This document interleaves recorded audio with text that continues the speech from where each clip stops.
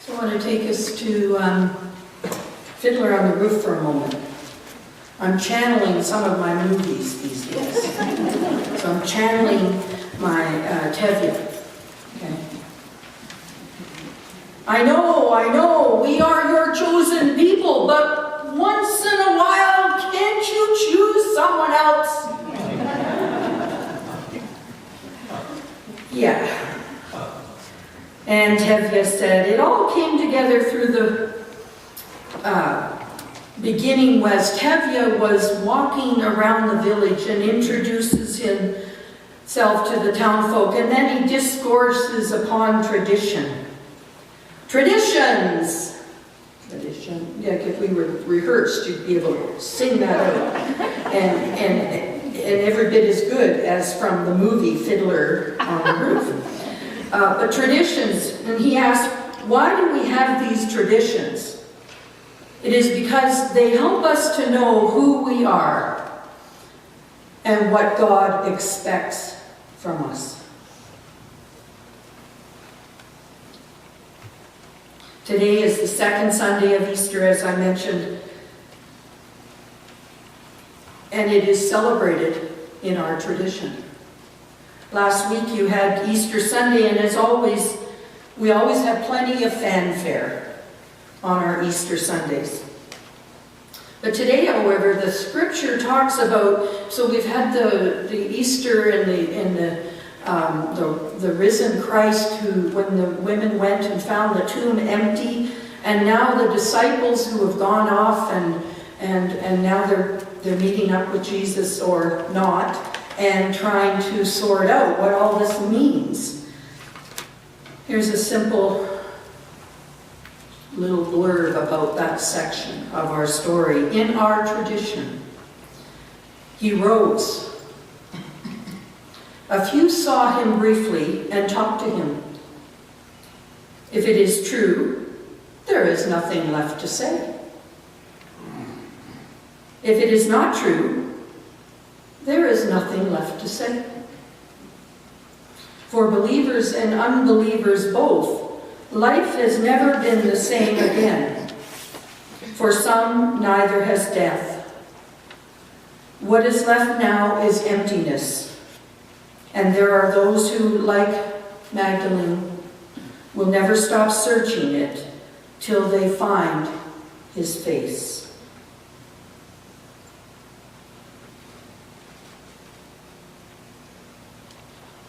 Mark had this ability to write in his scriptures, his stories, the very basic of what this tradition and this story meant. There are some who believe and some who do not believe. No matter which, though, there are always those who will continue to search, to ask the questions before they rest. They will never take certainty as a viable response, given the fact that it cannot be proven. But faith is about believing in something even if you can't see it. Think about how the disciples dealt with the empty tomb. They saw a problem at first, and even when they saw Jesus, they still doubted. They had so many questions and focused on the problem. It wasn't until they looked at the gift, the solution presented itself. Jesus was alive, and their work would and needed to continue. However you believe that, that is the truth. Jesus is alive, and their work would continue. Now, we learned from Patch Adams that if you focus on the problem, you can't see the solution. Can you think of times when you were reflecting on the transition, when we were focused on the problem more than working together on a solution? Patch Adams says, never focus on the problem. Second.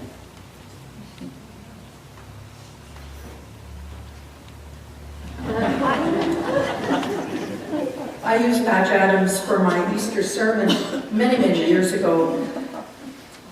That was on an Easter Sunday, but Patch's unwillingness to conform to expectation and the unwillingness of established authority to entertain his eccentricities, Patch's resolve to do whatever is necessary to make the connection with patients, even if it means breaking the rules as an image for what God does in this resurrection.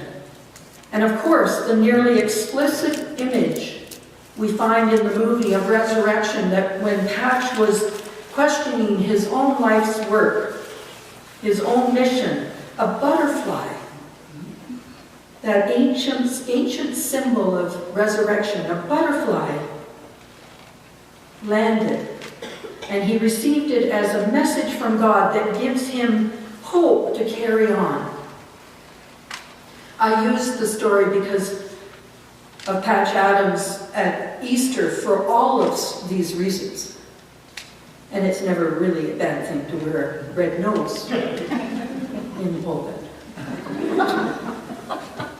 One of the women in Patch's life said, when I was a girl, I would look out my bedroom window at caterpillars. I envied them so much. No matter what they were before, no matter what happened to them, they could just hide away and turn into these beautiful creatures that could fly away completely untouched. How many times have you wanted to just hide away, like the caterpillar, just curl up in that little cocoon, maybe in a fetal position? And then, if you could imagine, when you came out, you would be that beautiful butterfly. Not with a red nose, but a beautiful butterfly. So let me tell you a little more about Patch Adams. The Gesundheit Institute, which he founded in 1971, provided thousands of people and has and continues to free medical care and the healing balm of friendship. Patch Adams has said, the most revolutionary act one can commit in our world is to be happy.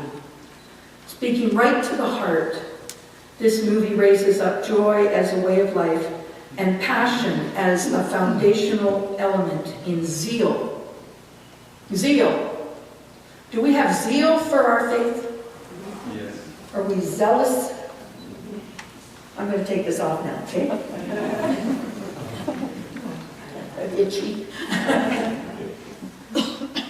Patch Adams was a medical student who broke all the rules.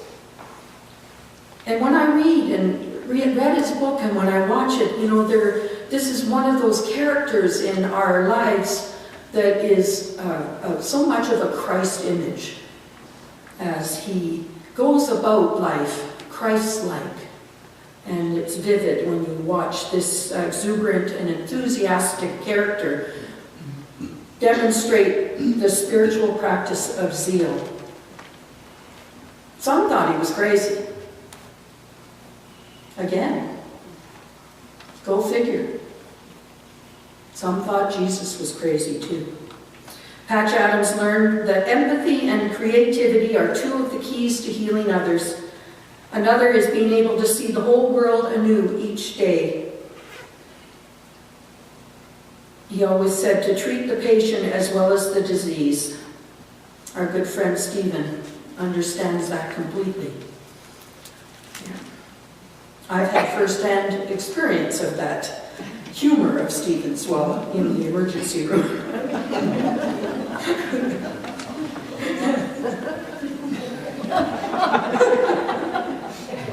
We had that one doctor really going for a while there.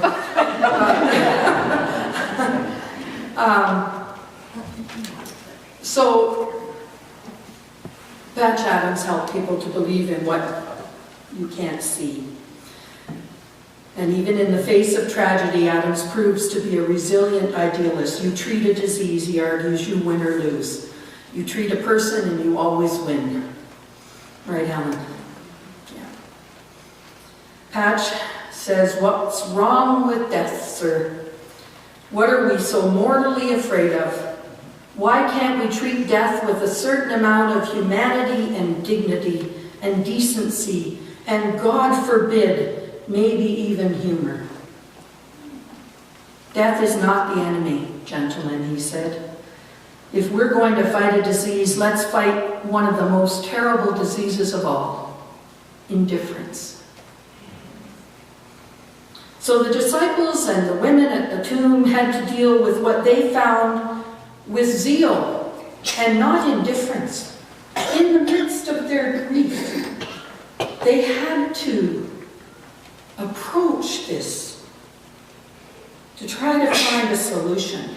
What was happening? To not view it as a problem as much as something for them to get in a message. They had to find out for themselves what this was telling them. Just like we have to find out each Easter, we get another chance to find out what this message, this tradition that we have is telling us. The message they found in the death and resurrection of Jesus. We simply can't reason away our faith. It is not an intellectual exercise. Neither is it a scriptural abstraction for theologians. Faith is a fire that burns within us. Faith sometimes is shown in people by the fact that they can never miss a Sunday at church. People, many here get that. That's the means. That's the solution for them in living out their faith. For those of you who know that this is what it takes. And for others, it's something different. And so we all have to come to find what is faith, that fire that burns within us. And out of that, fueled by God's grace, what do we do with it? It's never an ending. Sunday, how many think it's the end of the week? Or how many think it's the beginning of the week? Because it makes a difference how you view what your faith is being, that fire. You know, if you go out tomorrow, was what happened today already last week's old news? Or is that what's burning in you until you encounter the stranger?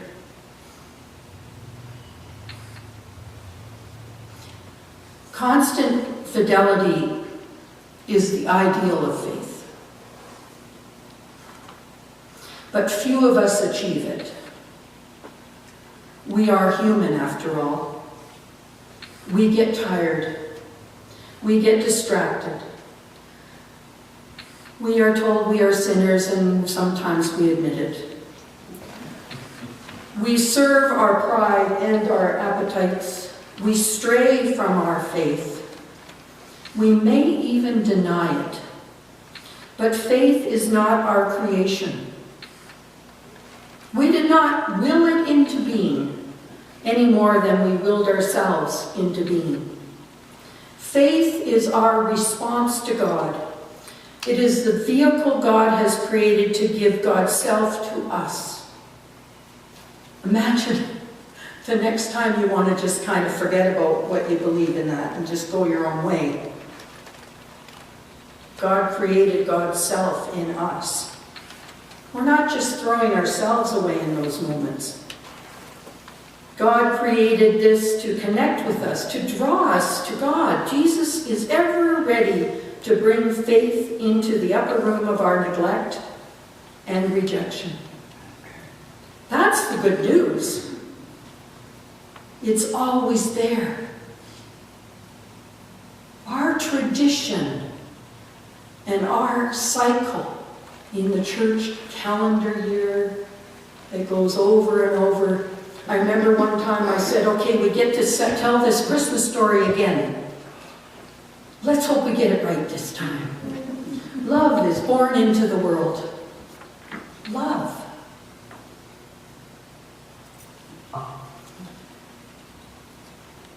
Easter begins with fear, at least that's the way Mark tells it. You know, you hear the stories and it's like, it's empty, you know. But it's not that Easter begins with wild panic.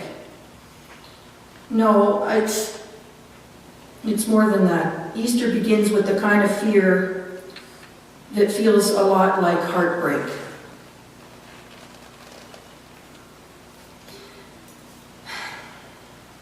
I knew I'd have trouble getting through this part.